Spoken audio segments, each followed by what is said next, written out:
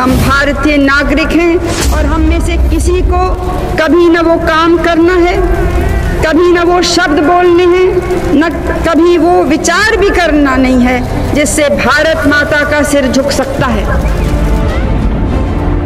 చరిత్ర మనకు అన్ని వేళలా నిజమే చెప్పదు. గడిచిన కాలంలో దేశం ముందుండి పోరాడిన స్వతంత్ర సమర యోధులు ఒక ఎత్తు అయితే దేశం వెనుకుండి కాపాడిన గూఢచారులు ఇంకో ఎత్తు. కాలం గుర్తించని ఎందరో మహనీయుల త్యాగాల పునాదులపై మన దేశం నిలబడింది. అలా ఇతిహాస చీకటి అజ్ఞాత లోతుల్లో నలిగిపోయిన వీరుడి కథ ఇది. చరిత్ర పుస్తకాల్లో లేని కథ, దేశ చరిత్రనే మలుపు తిప్పిన కథ, దేశం కోసం తన ఉనికిని త్యాగం చేసిన వీరుడి కథ, శత్రువుల గుండెల్లోకి నడిచిన బ్లాక్ టైగర్ కథ. రవీంద్ర కౌశిక్ భారతదేశం గర్వించదగ్గ గొప్ప గూఢచారి. కానీ దేశంతో వెన్నుపోటు పొడిపించుకొని 16 సంవత్సరాలు పాకిస్తాన్ జైళ్లలో నరకయాతన అనుభవించి ఒక అనాథలా చనిపోయాడు. ఈయన రాలో ఎలా జాయిన్ అయ్యాడు? పోఖ్రాన్ లో జరిగిన న్యూక్లియర్ ఎక్స్పెరిమెంట్ కి ఈయనకు సంబంధం ఏంటి? ఆపరేషన్ స్మైలింగ్ బుద్ధ అంటే ఏంటి?